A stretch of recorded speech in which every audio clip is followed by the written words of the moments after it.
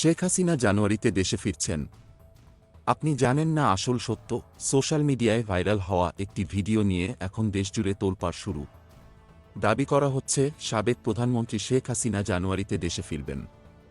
ভিডিওটি দেখে দেশের মানুষ উত্তেজনায় ভাসছে, কিন্তু সত্যি কি এটি?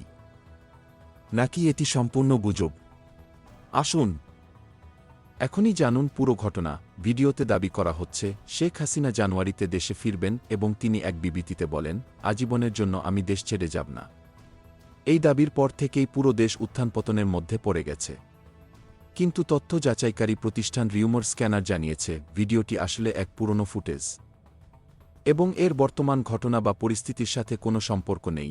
ভিডিওতে দেখা যায় ২০২৪ সালের ৫ আগস্ট শেখ হাসিনা ভারতে পালিয়ে যাওয়ার আগে একটি ভাষণ রেকর্ড করতে চেয়েছিলেন, কিন্তু কিছু কারণে তা করতে পারেননি। তবে ভারতে গিয়ে ৬ আগস্ট তিনি একটি ভিডিও বার্তা শেয়ার করেন, যেখানে তিনি বলেন, সাময়িক সময়ের জন্য আমি দেশ ছেড়েছি, আজীবনের জন্য নয়। আমি যা হারিয়েছি তার সব কিছুর হিসাব নেব। এটি আমার বাবার দেশ, এটি আমার হাতে গড়া বাংলাদেশ। আমি কখনো এভাবে ছেড়ে দেব না।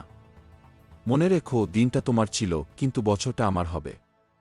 এদিকে রিউমার স্ক্যানারের অনুসন্ধানে জানা গেছে ভিডিওটি আসলে ভারতীয় গণমাধ্যম এনআই এর ইউটিউব চ্যানেল থেকে নেওয়া হয়েছে, যা ২০২৪ সালের ৭ জানুয়ারি প্রকাশিত হয়েছিল। ভিডিওটির শিরোনাম ছিল India is trusted friend, Bangladesh ফেমশিফ হেসিনা লাজ ইন্ডিয়াস ওয়াল ডিউরিং ৭১-এর মুক্তিযুদ্ধ। ভিডিওতে শেখ হাসিনাকে বলতে শোনা যায়, ভারত আমাদের বিশ্বস্ত বন্ধু। মুক্তিযুদ্ধের সময় তারা আমাদের সমর্থন করেছিল এবং ৭১-এর পর তারা আমাদের আশ্রয় দিয়েছিল। এজন্য ভারতীয় জনগণের প্রতি আমাদের অশেষ কৃতজ্ঞতা।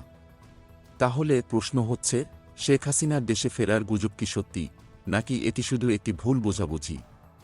ভাইরাল ভিডিওটির পেছনে কি আসল সত্য লুকানো আছে?